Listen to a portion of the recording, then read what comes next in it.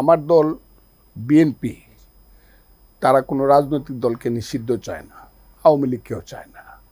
রাজনৈতিক দল নিষিদ্ধ করিয়া ক্ষতি ছাড়া কোনো লাভ হয় না। এমনকি জামাতে ইসলামরে যখন নিষিদ্ধ করার কথা আমি ফজলুর রহমান বক্তৃতা করে কইছি শিবিরে যখন, যে না দল নিষিদ্ধ করা যাবে না, দল নিষিদ্ধ করবে জনগণ। তবে যারা গুলি করে মানুষ মারছে, যারা গুলি করার অর্ডার দিছে, যারা সরকারে ছিল, যারা গত 15 বছর লুটপাট করে দেশটাকে ভাগাড়ে পরিণত করছে, দেশটাকে নিঃস্ব করছে, তাদের প্রত্যেকের বিচার হওয়া আমি মনে করি। আওয়ামী লীগ করছে সিরিয়াসলি, তার ত্রুটিও আছে, তার বিচার হবে, কিন্তু তার বাড়ি পুরবা কেন? এই যে ছাত্রলীগের নিষিদ্ধ করছে, ছাত্রলীগ কি ঘুমায় রয়েছে নাকি মিছিল করে?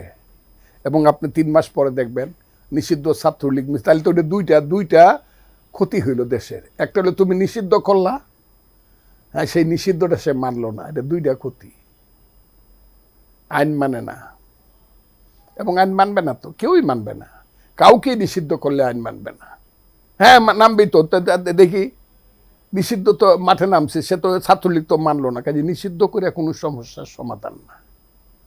কাজে আমি মনে করি সবারই রাজনৈতিক অধিকার আছে, হ্যাঁ, তবে যারা গুলি করে মানুষ মারছে, যারা গুলি করার অর্ডার দিছে, যারা সরকারে ছিল, যারা গত 15 বছর লুটপাট করে দেশটাকে ভাগাড়ে পরিণত করছে, দেশটাকে নিঃস্ব করছে, তাদের প্রত্যেকের বিচার হওয়া আমি মনে করি। কিন্তু একজন আওয়ামী লীগ করে, তার কোনো দোষ নাই, সে ঘরের বই শুধু আওয়ামী লীগকে ভোট দেয়, শুধু এই অপরাধে তাকে তুমি গিয়া জেলখানায় ঢুকাইবা, তার নামে মিথ্যা মামলা দিবা, আর কোনোদিন সে বেল পাবে না, বা তাকে মারবা, তার ক্ষেত লুট করে, এইটা তো হইতে পারে না। একজন লোক ধরো আওয়ামী লীগ করছে সিরিয়াসলি, তার ত্রুটিও আছে, তার বিচার হবে, কিন্তু তার বাড়ি পুরবা কেন? এই কথাটা কইতে গিয়া তো আমি বাংলাদেশে থাকতে পারতেছি না।